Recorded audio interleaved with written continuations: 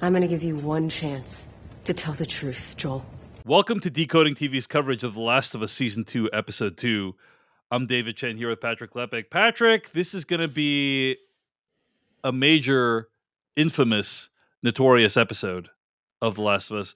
You should assume that we are going to spoil everything that happens in this episode at this point.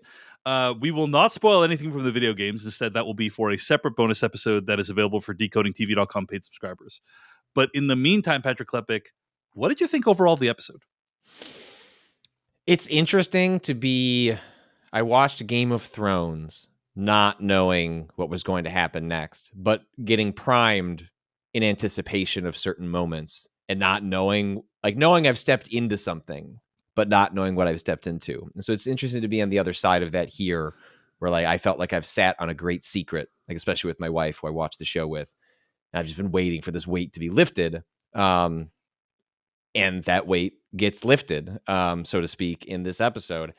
I think it's a pretty excellent episode of television. I really enjoyed, was thrilled by everything that happens in Jackson with the sort of the horde that approaches the town.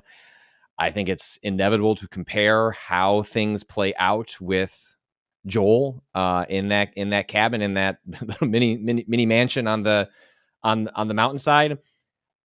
I think it's pretty great, but also I felt it was pretty great and thrilling and exceptional and shocking when I played the video game. My qualms with where the storytelling goes happens long after this moment. Mm-hmm. And I thought this choice was exceptionally brave in the video game. I was stunned. I could not believe this is the choice that they were making for the beginning of this game, the beginning of this story. Yeah. And I suspect a lot of people are going to have that reaction. And I think on that level, I think they pull it off. I think Caitlin Dever pulls it off. It's a different performance. Characters are in different places than they were in the video game. We'll get into that. Yeah. But I thought it was a pretty exceptional hour of television for a pretty exceptional moment in video game storytelling. And I think from that measure, I think they more or less hit the mark on what they were trying to achieve in this episode. And I thought it was thrilling and daunting and terrifying. I gotta say, I mostly agree. There was this zombie attack that happened on the town, and one of the things I really appreciated about it was how competent the townspeople were. Right, it really felt like they prepared for this, and they had a plan, and they had a multi-level plan in case stuff happens. And that's always really impressive when you feel like the characters are ahead of you, or at least at your level in terms of what you would do in that situation. I appreciated that. Obviously, the moment is shocking. And I think it really made me reconsider. I have my wife and our friend. We have a friend who we're all watching the show together, and it really made me consider, the whole season is making me consider how different the medium of video games and TV are. Mm-hmm. Because I think with the video game, it's less of an option to peace out after something like that happens. Do you know what I'm saying?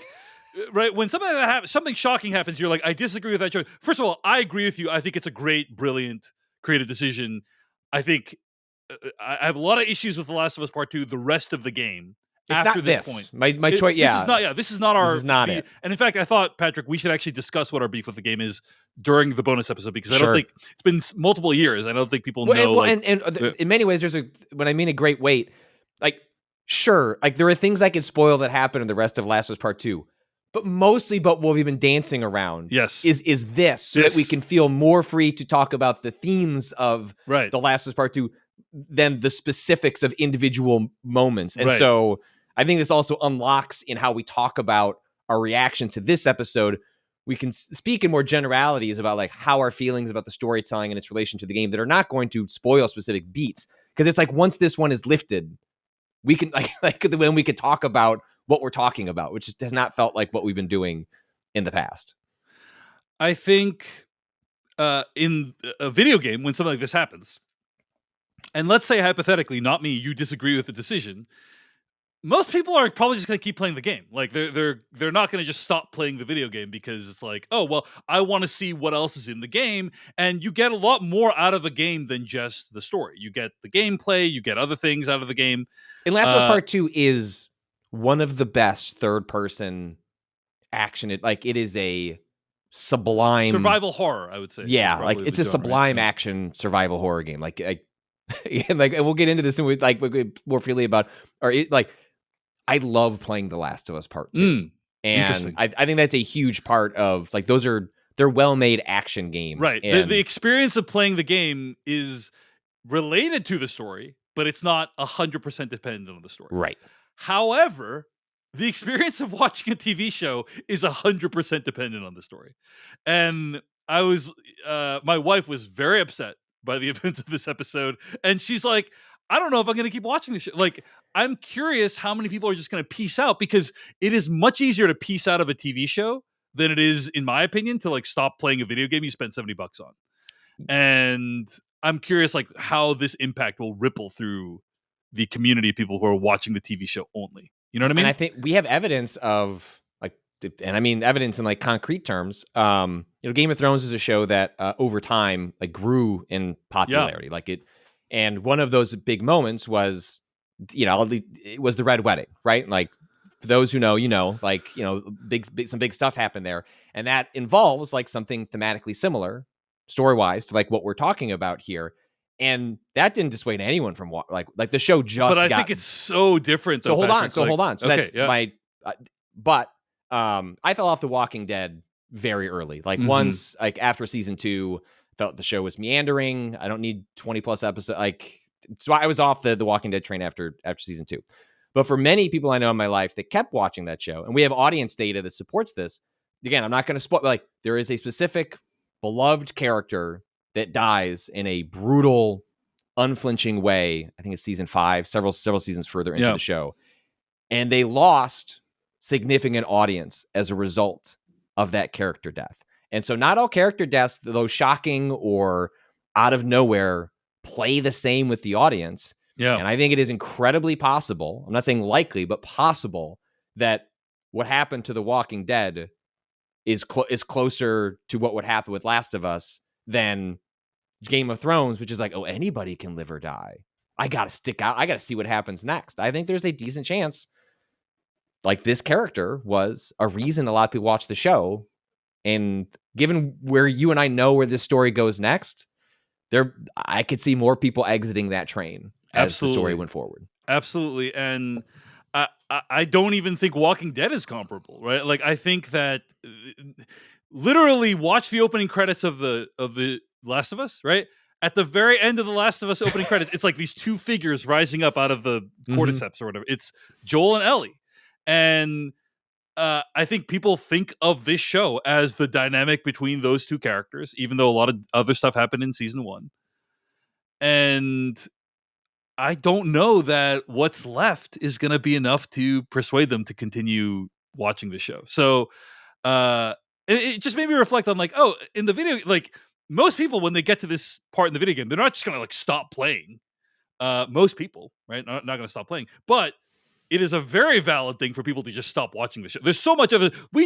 In this podcast, we talk about all the other stuff that's out there. Like, you have the Pit to catch up on, and you have Daredevil Born Again to catch up on. I could do anything else with my life. You can do anything else other than watch The Last of Us season 2. And also, we'll get into this more specifics. I would say the emotional state the video game leaves you in, based on how it is choosing or not choosing, is probably more accurate, to give you certain information. The emotional state that you are in as the player, as the viewer of the story, when this moment occurs in the video game, I would argue is pretty different. Yes. Even though it's in the same spectrum, but is pretty different than the emotional state you are left in with the information you have in the television show. And I think we'll get into all those decisions. I think we could, again, we'll talk about it in a bonus episode, but I think we can say that when Abby kills Joel, because we're not spoiling anything at this point in talking about this change. When Abby kills Joel in the game, you don't know why she did that, right? Which is like an extremely shocking moment. You don't understand. Like, imagine not knowing why this person killed Joel. Like, that would be like so upsetting, which it was for many people. Right. You have no sympathy. You have no empathy. You have nothing to project on this person except vile hatred. And so when Ashley Johnson, who like portrayed Ellie in the video game, says like, I'm going to fucking kill you, or like some version of that, That's you. Like, that's you Right. as the player speaking through that performance. And a similar sort of line happens here. I'm gonna kill you! You're gonna die! And it hits differently. Yeah. I'm not saying it hits wrong. It's just different. So I do think part of what I'm getting at is I think the video game primes the pump a bit more for you to be like, well, what are you going to do? Turn the game off? I know Joel's gone, but like, get the fuck out there, Ellie. And like, you know what I mean? It's just it lands in a slightly different place. I think it's deliberate. It's a method. It's a purposeful choice in how they're landing this moment differently. But I'm with you. That is, I think, partially as a result. Like, they could have gone that route. They could have deprived you of any information on Abby at this point. And I'm actually baffled why they didn't go that route, because originally we had speculated on our bonus episode last week, like the reason why you would introduce Abby's motivations earlier is so that you would actually care about what she's doing as you follow her throughout the season. But if they're just going to kill Joel off in the second episode, like, that is completely unnecessary. Then I wonder why they did it. Right. Like, you could have pieced in this information somewhere else. Right. Like, it doesn't. I'm very curious why they did it this way, because you could have just had, if they did it in the second episode, you could have done it the same way. And I'm curious why they didn't do it the same way, but maybe we'll find out or it'll become clear. I just wanted to finish off the point, Patrick. I do think Joel is an anchor character on this show. Like, he anchors the show in a way that I think is not really true of Walking Dead or even Sean Bean in Game of Thrones. Like, I think it's unlike any of those situations. And so, again, very curious how this is going to ripple through the TV fandom, and whether viewership is going to be impacted or not. We'll see. But I think I largely agree with you that it was a solid execution for a shocking episode. And I'm looking forward to diving into detail in the episode, but also into the spoilers that we're going to have in the bonus episode for paid decodingtv.com subscribers. Okay, so let's talk about what happens this episode. Last of Us Season 2, Episode 2, Through the Valley. The episode opens with a flashback to the end of Season 1, where Abby is walking through this hallway that we kind of recognize from the end of Season 1, and finds that her dad has been murdered by Joel Miller. We later learn that it's her dad. I don't think we know in that moment, but we later learn that it's her dad, and she kind of talks to herself in ghost imagined doppelganger form a little bit. But it's a dream. Abby wakes up. They're in some kind of mansion or lodge in Jackson Hole's in the distance, and they discover, oh wow, this place looks a lot bigger in the daytime than it did at night. Like, they thought it was tiny at night, but now that it's the daytime, it's like, wow, there's like hundreds of people there. Probably they have power lines, 4 main gates, guard towers, patrols, etc. And they don't know where Joel is. What'd you say? They're fucked. Yeah. And they don't know where Joel is. Owen is one of the people in the crew, and he says he has concepts of a plan for how to get in there. So Abby heads out on patrol, and Owen reveals that the plan is to convince her to go back, because if we don't, the only people who are going to get killed here are us. We cut to Jackson Hole, Wyoming. It's Ellie and Jesse. She's waking up. Jesse's getting her because they're about to go on patrol. Before they do that, they stop by, I guess, the dining hall, and the guy who was a bigot to Ellie the night before apologizes and gives her some steak sandwiches to try and make up for it. But we also learn that there is a pile of infected near some cabins, and some infected are insulating themselves from the cold using other infected. They're getting smarter, basically. They're getting smarter and more fierce. And it's clear that that's going to become a problem. It's also clear that Joel and Ellie have a complicated relationship at this point. There's something going on between them. It's not exactly clear what exactly that was. But Joel went out on patrol with Dina, and he tried to get Ellie to go with him, but she was sleeping. And so, they'll have to settle their situation in another way. Well, no, I think I think it is worth pointing out. I believe what actually happens there is they were going to have her come out, and Joel says, "Let her sleep. Let her sleep." Yeah, like, hey, last night was rough. Like, don't let her have the extra time. which I think speaks to as Ellie walks away. Like, you could tell she feels a little bit bad about what happened that night before.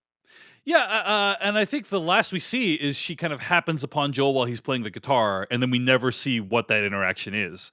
But we also know that she had a late night, so presumably at some point we might see a flashback where we see what that conversation was. Right. Anyway, Joel already went on patrol with Dina. Meanwhile, Tommy is briefing everyone in the town on what to do in the event of a breach. The storm intensifies and the town prepares for a zombie siege. Jesse and Ellie are out on patrol and they take shelter in a 7-Eleven. It's full of weed, and we learn that it was created by, this whole situation was created by Eugene Linden, Jesse's first patrol partner, who was formerly a Firefly. Also, he was a Vietnam veteran, and that's what made it particularly tragic that Joel had to put him down. So I think Eugene is the character from last week, right? That is Gail's husband, right? Mhm. That's mentioned. So maybe we'll find out more about that situation later. The way Ellie Jesse says, like, "Oh, I was really sad how Joel had to put him down," and then Ellie responds with just sort of a "yeah," which was sort of like, that felt like a ... Yeah, when she said that, I was thinking like, she's contemplating all the people that Joel has had to put down or not put down, probably, and wondering, about how consistent that's been. But anyway, Abby sees Joel and Dina from afar. She's kind of like cracking Joel and Dina. It's unclear if she knows that that's Joel and Dina, right? Because the whole plan was she's going to capture some people who are out on patrol and beat the truth out of them. That was her plan. I don't know what she was planning to do by herself, but regardless, she's following these two people from patrol. It's Joel and Dina by coincidence. Like, she doesn't actually know it's Joel, and she accidentally falls into a pit full of infected corpses. And there's a very creepy moment when the infected start moving and the ground starts shifting, and then the infected just start bolting after Abby. It's a super tense scene, and eventually she kind of gets behind this chain link fence.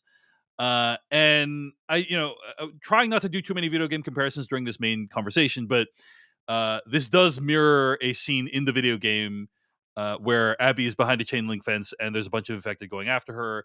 And I have to say, both scenes in the video game and in the show are really effective. Like, they're really well done, and it's just cool to see how something that was in a video game is rendered in real life, and they did like a really faithful job of it, I thought. I think there's even more infected in the show than there were in the video game, so it's like really well done in the show. And it's a super tense scene, and you think Abby has escaped, but then one infected gets on top of her and it almost is about to get the better of her. But then all of a sudden, out of nowhere, someone shoots this infected in the head, and we learn it's Joel. He has just saved Abby's life. So painfully ironic. And Joel comes to the rescue. Dina calls out for him, and Abby realizes what's happening. She has found Joel. She has located Joel. It's one of the luckiest happenstances ever. And she convinces Joel to go back to the base where all of her friends are. Right. Meanwhile, Tommy and this other woman in a wheelchair named Amy, they're trying to raise Joel on the radio, but they can't find him. A massive zombie attack befalls the town. And again, the townspeople do some really cool shit, like they're rolling barrels of oil and gas or whatever off the edges, and they have like multiple waves of gunfire set up to protect the town. And yeah, what did you think of this scene? Because this is a brand new scene. It's not in the games at all. Patrick Klepek, what was your reaction to this sequence? Well, I think this is in line with a couple other sort of changes, tweaks they make across this episode. Like the horde that Abby runs from is just sort of random. Like, they're just sort of out there in the video game, right. Like something that occurs in the Blizzard. There's more of an actual setup here. We're like, oh, hey, like we've discovered that the infected seem to be like using the dead to like heat themselves, Yeah. like so that they can remain alive. Like we don't exactly know what that means. And so there's a little more of a through line of like why things are happening out here in a setup in the video game that is very coincidental. I don't think about it too much. What great luck that all these characters just happen to run into each other and they didn't have to deal with Jackson. Here, like everyone is given a little more to do, a little more logic to sort of what's happening. And I think if you've watched Game of Thrones, it's kind of hard to not watch this sequence and just start comparing it to various other siege sort of sequences that occurred in that show in particular. But even all that said, I think it holds up.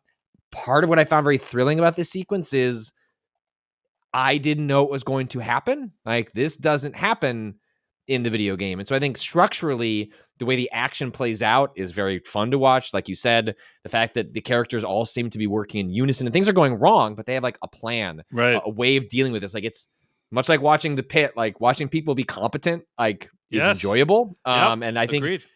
but watching competent people face like obstacles is then itself fun because it's like, well, this person is smart and resourceful. Like, what will they do like when suddenly stripped of their ability to like follow the plan that they had? And also there's a little bit of, I guess, are all stakes on the table at this point? Like, I'm based on like what I know happens. Like, in some ways, shouldn't this remove tension from the scene? But I don't know about how you felt. But even though I thought I knew what needs to happen because of what I know happens in the game, like that sequence itself and how harrowing it's depicted, I was like, I don't know, man. Like, maybe they're taking bigger swings on like where this season goes than what I was thinking. And I actually was thrilled and tense during many sequences that my knowledge of the story should have betrayed that. And yet I found myself wound up in it, both because I think the show did a good job of establishing it's possible that the stakes could be different in this adaptation. And I just think the artistry, the craft of the sequences get you swept up in the thrill of them in a way that your brain turns off whatever knowledge you might have about how the rest of the story does or doesn't play out. Yeah. Didn't happen for you? Sounds like that part didn't happen for you? Well, okay. I think the actual siege itself was like really cool. Mhm. And well done. And there was some really like neat little touches. The dogs were great. The dogs were cool. I thought there was a shot where at the very end, in the foreground, you see a guy show he's like he had a bite mark to his colleague, and the person takes a gun and shoots him in the head. Like, I don't know if you saw that. It was like, yeah. And it's just like, oh wow, that's super dark. But I think that fundamentally on a premise level, I just don't like the sequence because, in my opinion, the whole point of being out in the middle of nowhere is so you can't be attacked by zombies, right? Like in the game, nothing like this ever happens, and you understand. Oh, they're out in a remote area of Wyoming, so that no one can attack. Like, because like zombies by themselves would like the infected would freeze to death, and so the idea that there's just like 1,000 of them out here, I'm just like, where are they going at night? Like they're really just like all taking shelter for warmth at night. Anyway, so it's really kind of like on the premise level that I'm not a fan of it. Other than that, I thought it was a great, well done sequence. You know what I'm saying? But it's just kind of like, I don't like the whole point of being out. Otherwise, why not just live in the city, Patrick? If you're going to be able to be attacked by hordes of zombies, you know what I'm saying? I suspect I guess I'm giving the show a little more leeway with this because I think the way the infected communicate in the show and how they're right, like what was in the pipe and like how like essentially signaled them to come to. It feels like the show is going to expand upon how the nature of the infected work. That I like. I'm with you, and I think what the show is saying, like, well, just like all of you change, like so are the affected are going to evolve, and just being in the middle of nowhere is not necessarily going to protect you. So and to be clear, yes, I understand there's advantages to being more remote. Like you can build a wall and stuff like that. I get it. So I'm not saying there's no advantages, but I guess I just liked the idea of this place being like relatively safe. Like there's value in that. Like storytelling wise, in having a place that's relatively safe and contrasting that with places that are not safe, right? And with this scene, it's just like actually nowhere is safe, really, and it's like, okay, well, I guess they're just freezing their ass off for nothing. But Well, and hey, look, Joel doesn't have to. Well, Joel doesn't have to worry about a lot anymore. Yeah. But that housing crisis in Jackson, hey, absolutely. not a problem anymore. You know, Exactly. probably okay. They're not going to be worrying about that anymore. So that was a plus. That was a plus. But yeah, some cool sequences. The flamethrower stuff. Like I actually really enjoyed the flamethrower. Those two guys that just fucking I'm out of here. Run away. The flamethrower, like PSI getting lower and lower. Mm-hmm. There was this great moment when Tommy's trying to escape and he sees a bunch of boxes stacked up and he can't get through it. And I felt like that was a kind of subtle nod to not only the Last of Us video games, but video games in general, where like often you are geographically constrained because there's just some boxes there and you can't.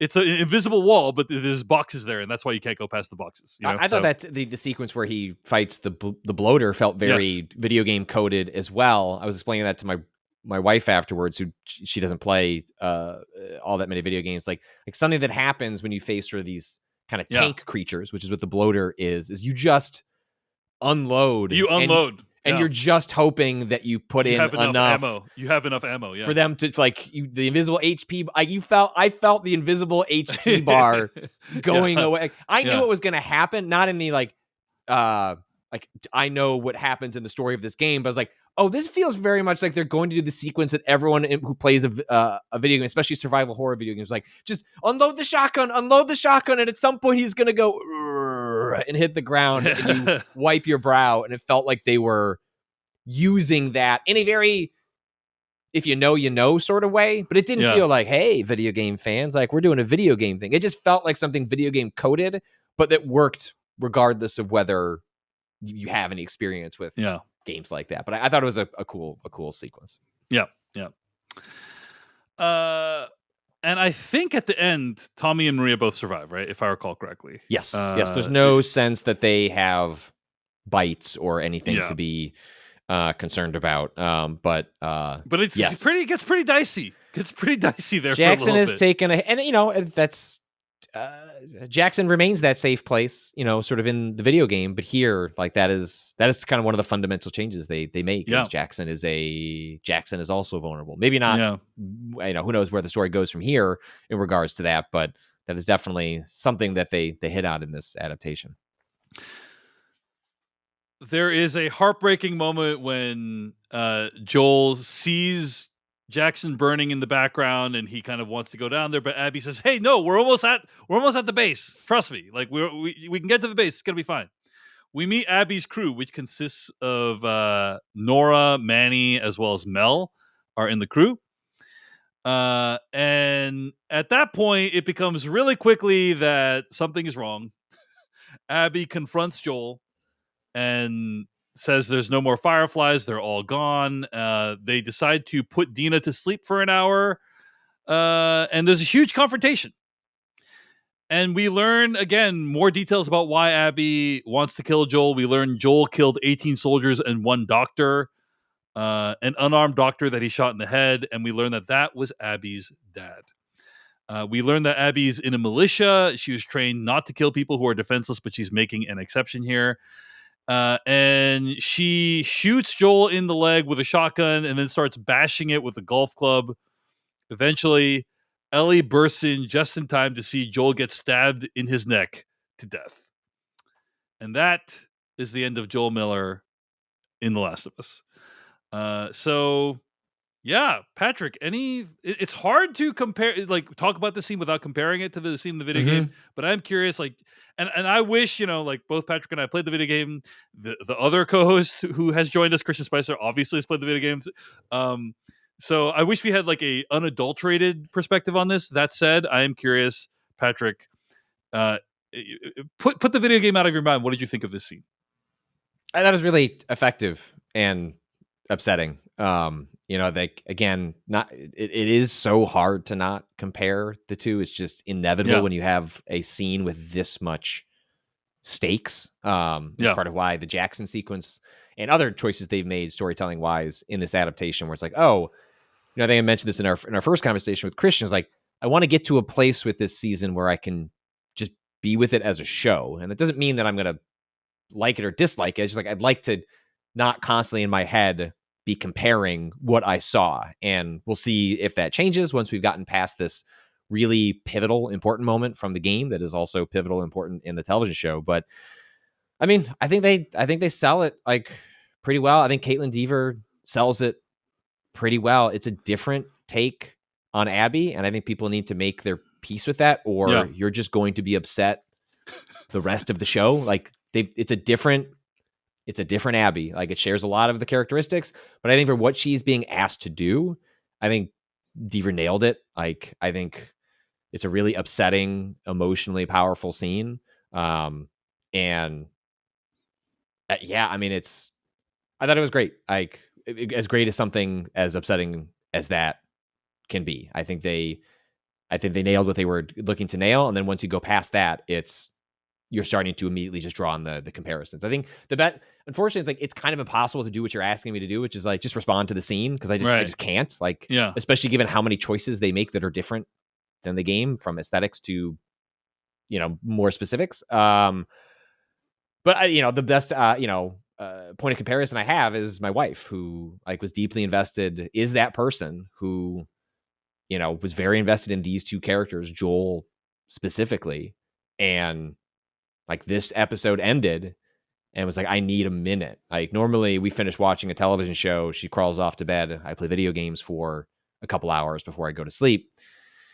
And she was like, I'm gonna just like, we turn the lights on and kind of just like chill on the couch for a little bit. I was like, sure. I was like, do you need to talk? She's like, no, I just want to like sit and like doom scroll on my phone for a couple minutes. And so I think, by that barometer, which is the closest I can get to the emotional state that I was in when I played the game originally. And like what's different from me and you, at least I think this is true, is I played the game before it came out. And so I experienced this moment in not just the isolation of COVID, but the isolation of no one else knowing about it. Yeah. Like however many thousands of people, but like a small group relative to the many people that played the video game. Like I experienced that on my own, and then reaching out to people I knew that were playing it. But my wife had the reaction that I had when I played the video game. And so if I use that as a proxy, I think they nailed it. I think they did a good job as well. I think Caitlin Dever is an amazing actor, and she did a wonderful performance here. I agree with you. It is really difficult to separate from the game. And she essentially, like, without, like, to be extremely blunt about it, she is a much smaller person in the show than she is in the game.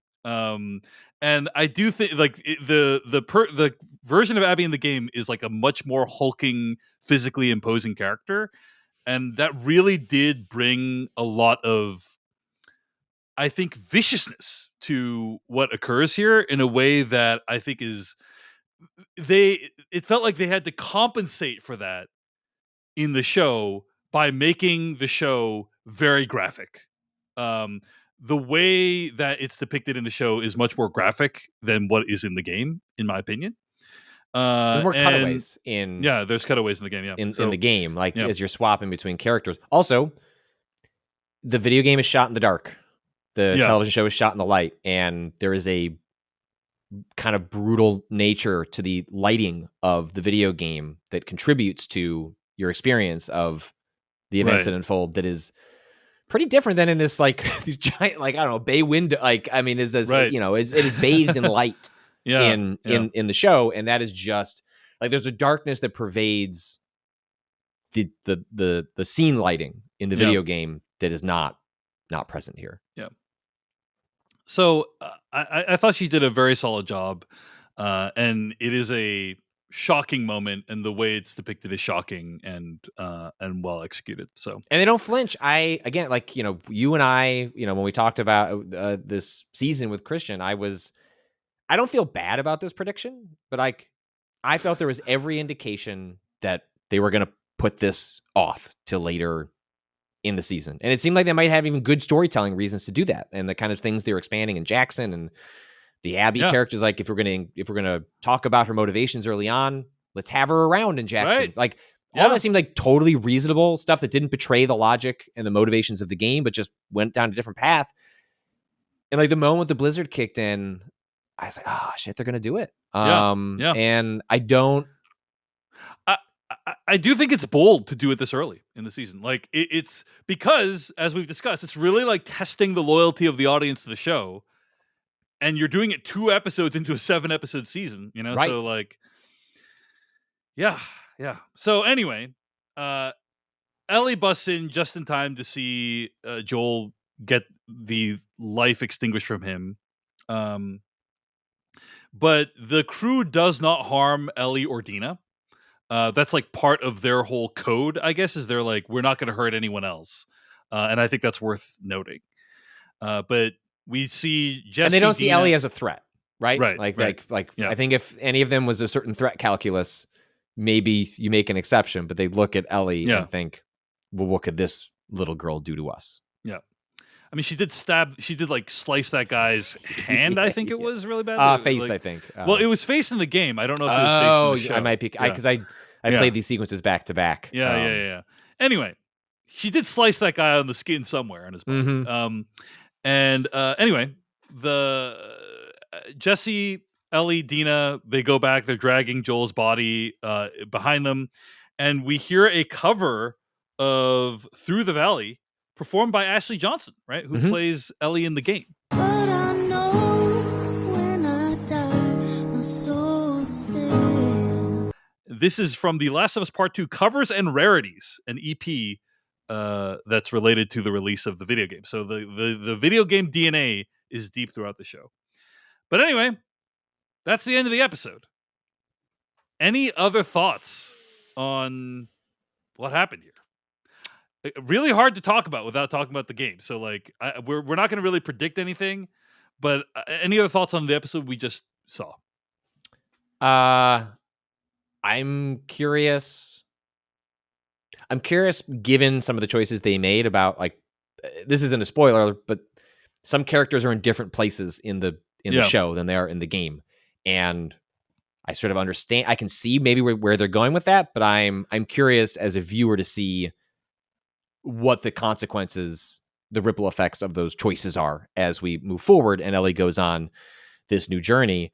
Like for me, looking at this, where this is, like, in some ways, like I know where the story goes, but I don't know where this story is going. I thought I knew what the 7-episode arc of this show the season was. Like, I felt pretty confident that episode 6 was going to be this scene, and then episode 7 was going to be, let's go do something about it.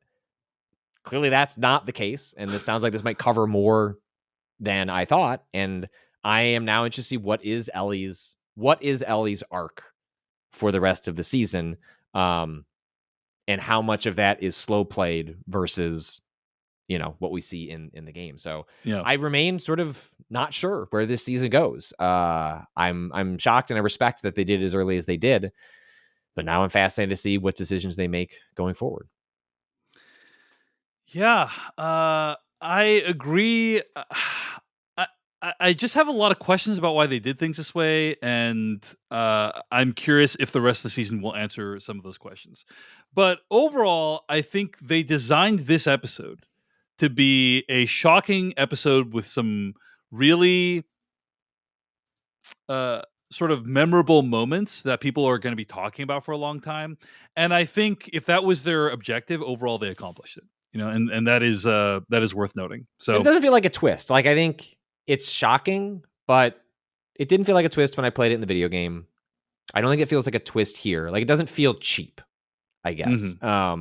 I obviously disagree with, like, where the story goes, like, or at least I did in the video game, but I don't, like, how do you do a sequel? Kill off a shot. Like, it feels like earned as a motivation for this character, this world. And even if in my heart of hearts, I kind of wish Joel was still alive and they went on a different adventure together. And which by the way was still possible. Like, who knows? Maybe they're going to dramatically change the video game from the, like, I didn't know if they were going to change things, but they decided to not change things, and here we are. Yeah, and I will still say they like, we'll see where it all ends up, but it felt like a brave choice, not a cheap choice in the video game, and I think that's in kind in the television show. It feels like a brave choice, not a cheap choice. And it's just a matter of once you play that card or take that card out of the deck, you got to fill it with something. Yeah. And that's what I want to like, right? Like, I think that's what you and I are. And I don't know if we'll get that answer this season. This feels like something that is more of a multi-season answer for you and I, but we found the answers incomplete or frustrating in the game. And that's the thing I'm most curious about from here is, do I have a different response to the television show? Hey everyone, David Chen here. Thank you so much for watching that video from Decoding TV. If you want to get an audio version of the show, all you got to do is go to podcast.decodingtv.com. And if you want to support what we do, get ad-free episodes of the podcast and also bonus episodes of the podcast, go to decodingtv.com and become a paid member. Of course, you can also like and subscribe for more. We appreciate it. Thanks. See you later.